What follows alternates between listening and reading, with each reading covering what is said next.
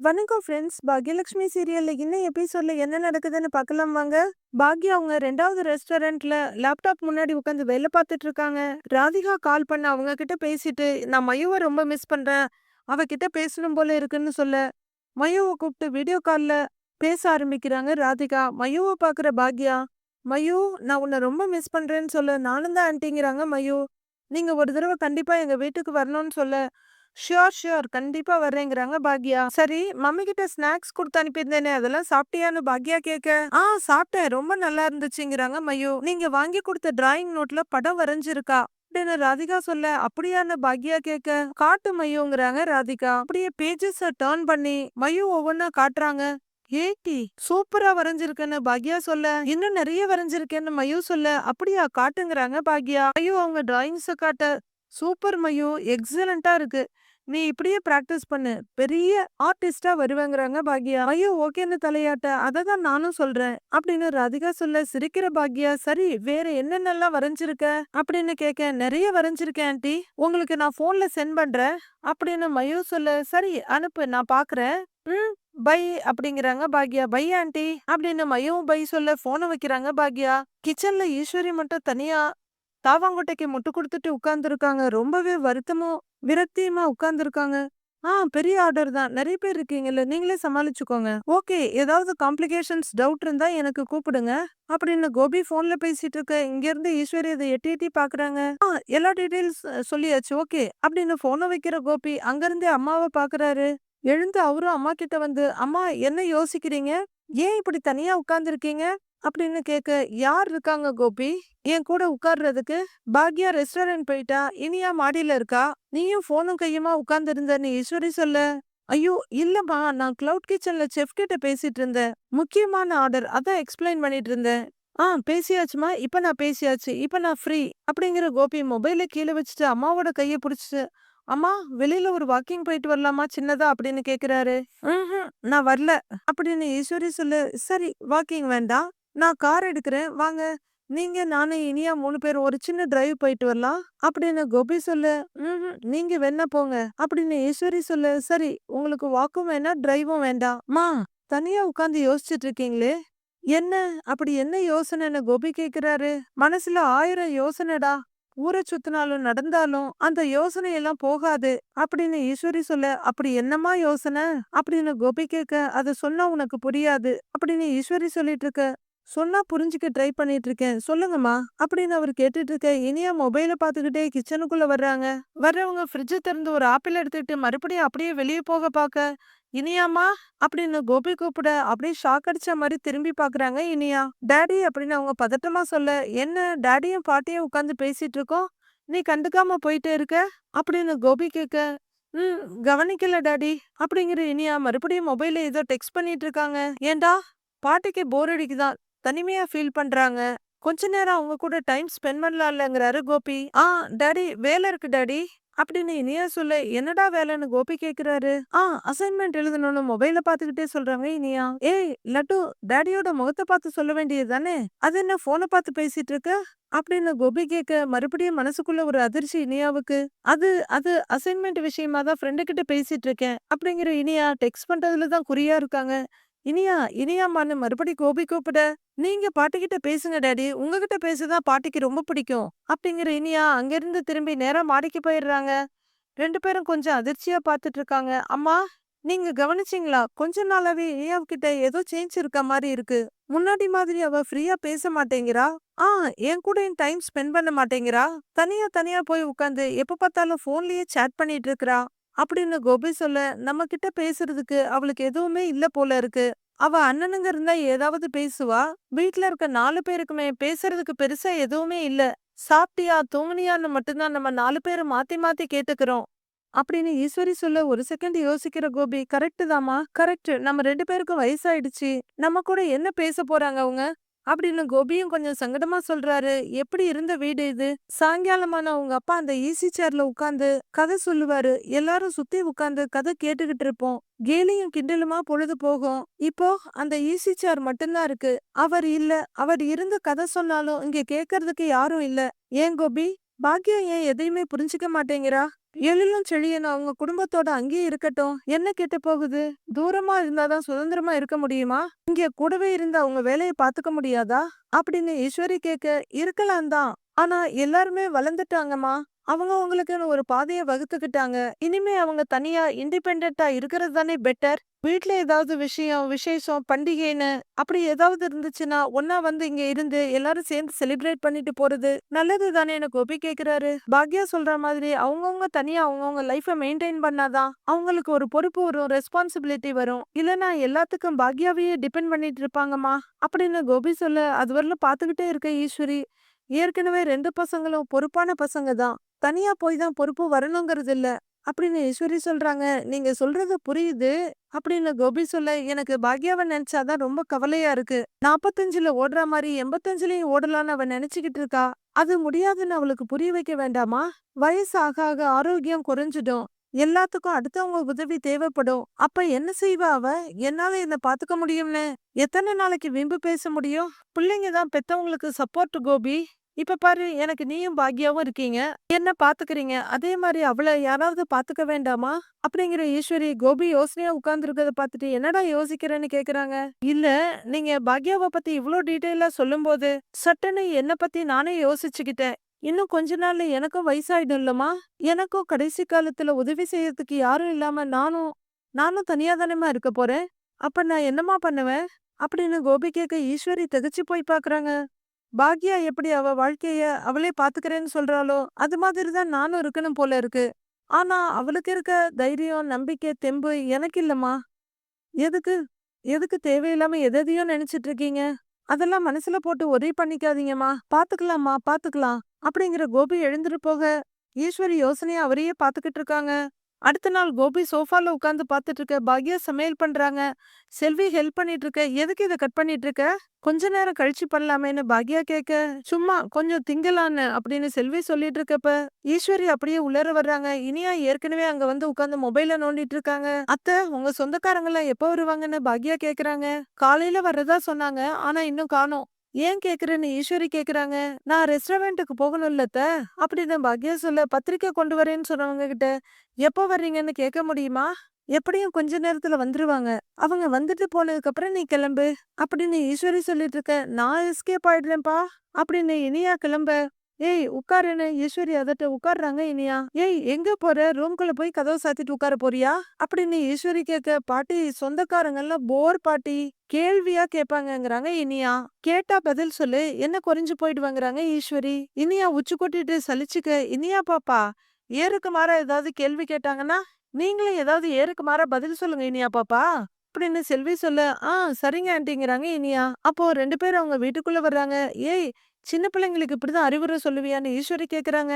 வெளியே வந்து நிக்கிற லேடி அண்ணன்னு கூப்பிட மொபைல்ல இருந்து தலையை நிமித்தி, ஏய் வாங்க அப்படின்னு கூப்பிட்டுக்கிட்டே எழுந்திருக்கிறாரு கோபி. சத்தம் கேட்டு கிச்சன்ல இருக்கவங்களும் பாக்குறாங்க. வாங்க வணக்கம்னு கோபி எழுந்து நின்னு சொல்ல, அவங்க வந்துட்டாங்க அப்படின்னு ஈஸ்வரி எழுந்து போக, ஏய் காஃபியை ரெடி பண்ணிட்டு வா அப்படின்னு பாக்யாம் வெளியே வர்றாங்க. அம்மா, நம்ம சொந்தக்காரங்க வந்திருக்காங்கம்மான்னு கோபி சொல்றாரு. இவங்க எல்லாம் வந்துட்டு இருக்காங்க, வாங்க உட்காருங்க அப்படின்னு உட்கார வைக்கிறாரு. அவங்களும் வணக்கம்னு சொல்லிட்டு உட்கார்றாங்க. வாங்க வாங்க, எப்படி இருக்கீங்கன்னு ஈஸ்வரி கேட்க, நல்லா இருக்கும்னு 2 பேரும் ஒரே குரல்ல சொல்றாங்க. உட்காருங்கன்னு சொல்ல அவங்க உட்கார்றாங்க. நீங்க எப்படி இருக்கீங்கன்னு கேட்க, நல்லா இருக்கேங்கிறாங்க ஈஸ்வரி. ரொம்ப நாள் ஆச்சு நீங்க வீட்டுக்கு வந்துன்னு பாக்யா சொல்ல, ஆமா எழில் கல்யாணத்தப்ப வந்தது, அதுக்கப்புறம் இப்பதான் வர்றோங்கிறாங்க இந்த லேடி. இந்தாங்க காஃபி எடுத்துக்கோங்கன்னு செல்வி கொண்டு வந்து காஃபி குடுக்குறாங்க. போற இடத்துல எல்லா பக்கமும் காஃபியா தான் குடிச்சிட்டு இருக்கோம்னு அவரு சொல்ல, எல்லாரும் அப்படியே ஸ்மைல் பண்ணி பாத்துக்கிட்டு இருக்காங்க. எங்க எழில் செழியன் யாரையும் காணோம்னு அந்த லேடி கேக்குறாங்க. 2 பேரும் அவங்கவுங்க வீட்ல இருக்காங்க அப்படின்னு பாக்யா சொல்ல, ஓ தனி குடித்தனம் வச்சாச்சாங்கிறாங்க அந்த லேடி. ஆமான்னு பாக்யா சொல்ல, சரி இனியாவுக்கு எப்ப கல்யாணம்னு அந்த லேடி கேக்குறாங்க. இனியா ஏகத்துக்கும் வெக்கப்பட்டுட்டு தலைய குனிய, இனியா படிச்சிட்டு இருக்கா, இதுக்கு மேலே நிறைய படிக்கணும்னு ஆசைப்படுறா. இப்போதைக்கு கல்யாணத்தை பத்தி எல்லாம் யோசிக்க முடியாதுங்கிறாரு கோபி. ஓ அப்படியா அப்படிங்கிற அந்த லேடி, அண்ணே நீங்க எப்போல இருந்து இங்க இருக்கீங்கன்னு கேட்க, எல்லாருக்கும் தூக்கி வாரி போடுது. ஆ எனக்கு எனக்கு ஒரு சின்ன சர்ஜரி நடந்தது, அப்போல இருந்தே நான் இங்கதான் இருக்கேங்கிறாரு கோபி. நீங்க வேறொரு கல்யாணம் பண்ணிருந்தீங்கல்ல, எழில் கல்யாணத்தப்ப கூட அவங்கள பார்த்தோமே அப்படின்னு அந்த லேடி கேட்க, ஈஸ்வரி இனியா எல்லாரும் மாத்தி மாத்தி பாத்துக்கிறாங்க. என்ன கேக்குற நீ? அவங்களுக்கும் கோபிக்கும் தான் விவாகரத்து ஆயிடுச்சுன்னு சுபா சொன்னால, என்ன மறந்துட்டியான்னு அந்த லேடியோட ஹஸ்பண்ட் கேக்குறாரு. ஓ! மறந்தே போயிட்டேன். அப்படிங்கிற லேடி விவாகரத்துக்கு பிறகு இங்க வந்துட்டீங்களான்னு கேக்குறாங்க. எல்லாருக்கும் தர்ம சங்கடமா இருக்கு. கோபி அண்ணன் இங்கேயே வந்துட்டாருன்னா, அப்ப கோபி அண்ணனும் பாக்யாவும் சேர்ந்து வாழ்றாங்களா? அப்படின்னு அந்த லேடி கேட்க, கோபி அமைதியா பாக்யாவ பாக்குறாரு. பாக்யா உடனே ஏதோ சொல்ல வர, ஆமா, கோபியும் பாக்யாவும் மறுபடியும் ஒண்ணு சேர்ந்துட்டாங்கன்னு சிரிச்சுக்கிட்டே ஈஸ்வரி சொல்றாங்க. பாக்யாவுக்கு பயங்கரமா அதிர்ச்சி. கோபியும் கொஞ்சம் அதிர்ச்சி ஆகுறாரு. இனியா அப்படியே திக்குன்னு பாத்துக்கிட்டு இருக்க, பாக்யா கோபிய முறைச்சிட்டு இருக்காங்க. இடையில என்னென்னமோ நடந்தது உண்மைதான். ஒருத்தி வந்தா, கோபியோட வாழ்ந்தா, அப்புறம் போனா. இப்ப கோபியும் பாக்யாவும் ஒரே வீட்ல ஒன்னாதான் வாழ்ந்துகிட்டு இருக்காங்க அப்படின்னு ஈஸ்வரி கூசாம சொல்ல 3 பேரும் அதிர்ச்சியோட பாக்குறாங்க. அந்த லேடி அப்படியான்ற மாதிரி சிரிச்சிட்டு பாத்துட்டு இருக்காங்க. ரொம்ப சந்தோஷம். கோபி அண்ணனும் பாக்யாவும் பிரிஞ்சப்போ நான் ரொம்ப கவலைப்பட்டேன். இப்ப என் கவலையெல்லாம் சரியாயிடுச்சுன்னு அந்த லேடி சொல்ல ஆளுக்கு ஒரு ரியாக்ஷனோட நிக்கிறாங்க. செல்வி இதெல்லாம் பாத்துக்கிட்டே நிக்கிறாங்க. ஏங்க அந்த பத்திரிக்கை எடுங்கன்னு அந்த லேடி சொல்ல, இதோன்னு அவர் எடுக்கிறாரு. ஒரு தம்பாளத்துல பழம் வெத்தலை பாக்கெல்லாம் வச்சு பத்திரிக்கையை வச்சு எழுந்திருக்கிறாங்க. கோபி ஈஸ்வரி 2 பேரும் நிக்க, பாக்யா நீ கோபி அண்ணனோட வந்து நில்லு அப்படின்னு சொல்ல, இல்லங்க நீங்க அண்ணங்கிட்டயே குடுங்கங்கறாங்க. அது பாக்யா. இல்ல பாக்யா, அதுன்னு அந்த லேடி சொல்ல வர, இங்க பாருங்க, வீட்டுக்கு பெரியவங்க அத்தை தான். நீங்க அத்தைகிட்டயே பத்திரிக்கையை கொடுத்துருக்கங்க அப்படின்னு பாக்யா சொல்ல, சரி இந்தாங்க சித்தி, வாங்கிக்கோங்க. கல்யாணத்துக்கு குடும்பத்தோட எல்லாரும் வந்துடணும் அப்படின்னு அந்த லேடியும் அவரும் சேர்ந்து பிளேட்டை நீட்ட தாம்பாளத்தை ஈஸ்வரி வாங்கிக்கிறாங்க. வாங்கி கீழே வச்சதும், ஆமா, கல்யாணத்தை தென்காசியில வச்சிருக்கோம், நீங்க குடும்பத்தோட அவசியம் வந்துடணும் அப்படின்னு அவரு சொல்ல, கண்டிப்பா வந்துடுறோங்கிறாங்க ஈஸ்வரி. எல்லாரும் மறக்காம வந்துருங்க, அப்ப நாங்க கிளம்புறோம்னு 2 பேரும் கும்பிட, என்ன அவசரம், இருங்க சாப்பிட்டுட்டு போலாமே அப்படின்னு ஈஸ்வரி சொல்ல, இன்னும் நிறைய இடத்துல நாங்க பத்திரிக்கை கொடுக்கணும், நாங்க வர்றோம், கிளம்புறோம். வரோம் சித்தி, வரோன்னே, நாங்க போயிட்டு வரோம் அப்படின்னு அந்த லேடி சொல்ல, நாங்க போயிட்டு வரோம்னு அவரும் சொல்லி 2 பேரும் பேக் எடுத்துட்டு கிளம்புறாங்க. எதுவுமே நடக்காத மாதிரி ஈஸ்வரி பத்திரிக்கையை எடுத்து பார்த்துட்டு இருக்க, பாக்யா முறைக்கிறாங்க அவங்கள. பத்திரிக்கையை பார்த்து கீழே வச்சுட்டு, அவங்க பொண்ணு யாரோ ஒருத்தரை விரும்பி இருக்கா, அதான் சட்டு புட்டுன்னு மாப்பிள்ளைய பார்த்து கல்யாணம் பண்ணி வைக்க பாக்குறாங்க. ஏற்கனவே எனக்கு நியூஸ் வந்துருச்சு. ஆனா நம்ம குடும்ப விஷயத்த நோண்டி நோண்டி கேக்குறாங்க. பதிலுக்கு அவங்க குடும்ப கதையை கேட்க ஆரம்பிச்சா என்ன நடக்கும்? ஐயோ அப்படின்னு சொல்லிட்டு ஈஸ்வரி அந்த பக்கமா போக, நில்லுங்கன்னு தடுத்து நிறுத்துறாங்க பாக்யா. பாக்யா நீ ரெஸ்டாரண்ட் கிளம்பு, நேரமாச்சுல்ல அப்படின்னு ஈஸ்வரி சொல்ல, வந்தவங்க கிட்ட என்ன சொன்னீங்கன்னு பாக்யா கேக்குறாங்க. சமாளிச்சிட்டு ஒரு மாதிரியா பாக்குற ஈஸ்வரி, கல்யாணத்துக்கு கண்டிப்பா வர்றோம்னு சொன்னேங்கிறாங்க. அது இல்ல தானே பாக்யா சொல்ல, இருந்து சாப்பிட்டுட்டு போங்கன்னு சொன்னேங்கிறாங்க ஈஸ்வரி. அதையும் நான் கேட்கல. எதுக்கு நானும் உங்க பையனும் ஒன்னா இருக்கோம்னு சொன்னீங்க அப்படின்னு பாக்யா கேட்க, அது அப்படின்னு இழுக்குறாங்க. சொல்லுங்க அத்தை, எதுக்கு அப்படி சொன்னீங்க அப்படின்னு பாக்யா அதட்ட, இனியா நீ உன் ரூமுக்கு மேல போங்கறாங்க ஈஸ்வரி. என்ன எதுக்கு மேல போ சொல்றீங்கன்னு இனியா கேக்குறாங்க. புரிஞ்சுக்கம்மா, சொல்றேன்ல, நீ மேல உன் ரூமுக்கு போ அப்படின்னு ஈஸ்வரி சொல்ல, வேண்டா வெறுப்பா அங்க இருந்து திரும்பி மேல போறாங்க இனியா. ஊர்க்காரங்க கிட்ட எல்லாம் அப்படிதான் சொல்லணும் பாக்யா. நாளைக்கு இனியாவுக்கு மாப்பிள்ள பார்க்கும்போது சொந்தக்காரங்க தான் வரன் கொண்டு வருவாங்க. சொந்தக்காரங்க கிட்ட எல்லாம் மாப்பிள்ள வீட்டுக்காரங்க நம்மள பத்தி விசாரிப்பாங்க. அவங்களுக்கு நீயும் கோபியும் தனித்தனியா இருக்க விஷயம் எல்லாம் தெரியக்கூடாதுல்ல, அப்புறம் இனியா கல்யாணம் நடக்காம போயிடும் அப்படின்னு ஈஸ்வரி ரொம்ப பொறுப்பா சொல்ல, இந்த காலத்துல எப்படியத்த இப்படியெல்லாம் பேச முடியுது உங்களால? அம்மா அப்பா தனித்தனியா இருக்கிற பசங்களுக்கெல்லாம் கல்யாணம் ஆகுறதே இல்லையா என்ன அப்படின்னு பாக்யா கேட்க, ஆகும்தான் அப்படிங்கிறாங்க ஈஸ்வரி. அப்புறம் எதுக்கு இப்படி ஒரு பொய்ய சொல்லணும் அப்படின்னு பாக்யா கேட்க, ஐயோ அவ டக்குன்னு கேட்டா, எனக்கு என்னமோ திடீர்னு தோணுச்சு, வேற வழி இல்லாம சொல்லிட்டேன் அப்படின்னு ஈஸ்வரி சொல்ல, வேற வழி இருக்கத்தேங்கிறாங்க பாக்யா. உங்க பையன் இந்த வீட்டை விட்டு போயிட்டாருன்னா இந்த கேள்வியே வராது அப்படின்னு பாக்யா சொல்ல, என்ன பேசுற பாக்யா அப்படின்னு ஈஸ்வரி பதறி போய் கேட்க, கிட்டத்தட்ட 1 வருஷமா இந்த வீட்ல தான் இருக்காரு உங்க பையன். நானும் ஆரம்பத்துல இருந்தே நிறைய சொல்லிட்டேன் அத்தை, இதெல்லாம் சரியா வராது, இவர் இங்க இருக்கிறது எனக்கு பிடிக்கலன்னு நான் நிறைய வாட்டி சொல்லிட்டேன். ஆனா நீங்க கேட்கவே இல்ல. பிடிவாதமா இவர் இங்கதான் இருக்கணும்னு சொல்லி இருக்க வச்சுட்டீங்க. வீணா வீட்ல சண்டை வேணான்னு தான் நான் அமைதியா இருக்கேன். இவர் இங்க இருக்கிறதுல எனக்கு துளி கூட விருப்பம் இல்லைன்னாலும் நான் பேசாம தானே இருக்கேன். ஆனா இன்னைக்கு நானும் இவரும் ஒன்னா சேர்ந்து இருக்கோம்னு சொல்றீங்க. தப்பு அத்தை, நீங்க பேசுனது ரொம்ப ரொம்ப தப்பு. தெரியாம கூட நானும் உங்க பையனும் சேர்ந்து இருக்கோம்னு யார்கிட்டயும் சொல்லாதீங்க அப்படின்னு பாக்யா கத்து கத்துன்னு கத்துறாங்க. ஒரு காலத்துல நீ இவன் கூட சேர்ந்து வாழ்ந்திருக்க அப்படின்னு ஈஸ்வரி ஆரம்பிக்க, அம்மா அப்படின்னு தடுக்க பாக்குறாரு கோபி. 3 பிள்ளைங்கள பெத்திருக்க, அதெல்லாம் ஒண்ணும் மறந்துடாத அப்படின்னு ஈஸ்வரி சொல்ல, அதுக்காக இப்பவும் இவர் கூட இருக்கணும்னு சொல்றீங்களா? எனக்கு அப்படி ஒரு எண்ணமே கிடையாது அத்தை. அது உங்களுக்கு இருந்தா அதை நீங்க மாத்திக்கோங்க அப்படின்னு பாக்யா சொல்ல, அதுக்கு இல்ல பாக்யான்னு ஈஸ்வரி ஏதோ சொல்ல வர்றாங்க. அம்மா அப்படின்னு அம்மாவோட கைய புடிச்சு தடுக்கிறாரு கோபி. அத்தை அப்படின்னு பாக்யா ஒரு பக்கம் சொல்லிட்டு இருக்க, அவ சொல்றது கரெக்ட் தானேம்மாங்கிறாரு கோபி. இப்ப மட்டும் பேசுங்க. ஆனா சொந்தக்காரங்க முன்னாடி மட்டும் அமைதியா இருங்க. நீங்க சொன்னதை என்னால ஜீரணிக்கவே முடியல அத்த. இனிமே இப்படியெல்லாம் பேசாதீங்க அப்படின்னு ஈஸ்வரிய பயங்கரமா வார்ன் பண்ணிட்டு, செல்வி அத வச்சுட்டு வா வேலை இருக்குன்னு போறாங்க பாக்யா. பர்ஸ் எடுத்துட்டு வாசலுக்கு போக பின்னாடியே செல்வியும் போறாங்க. வெளிய போறவங்க மறுபடியும் அங்க நின்னு அம்மாவையும் கோபியையும் ஒரு முறை முறைச்சிட்டு போறாங்க. கோபி ரொம்பவே வருத்தமும் சங்கடமா நிக்கிறாரு.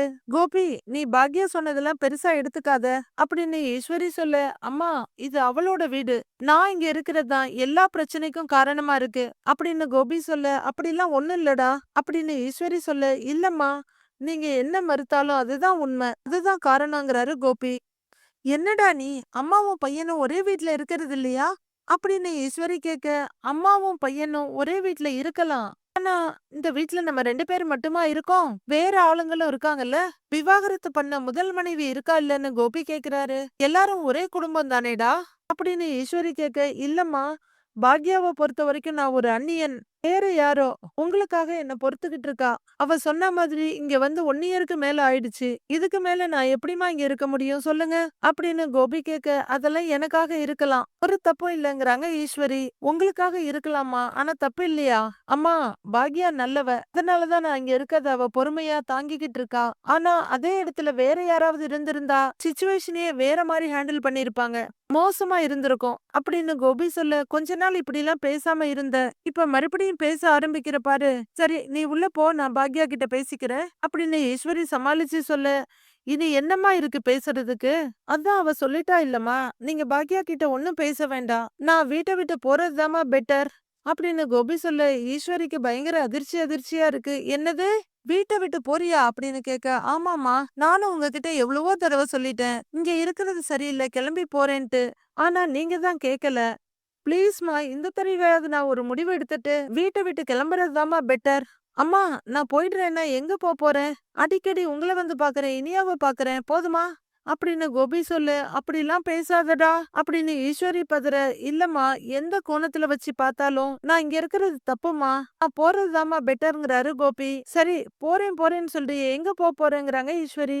ஏம்மா இது எவ்வளவு பெரிய சிட்டி, எவ்வளவு பிளாட்ஸ் ரெண்டுக்கு இருக்கு, இங்கேயே என் கிளவுட் கிச்சன் பக்கத்துலயே ஒரு பிளாட்ட ரெண்டுக்கு எடுத்துக்கிட்டு அங்கேயே தங்கிக்கிறேங்கிறாரு கோபி.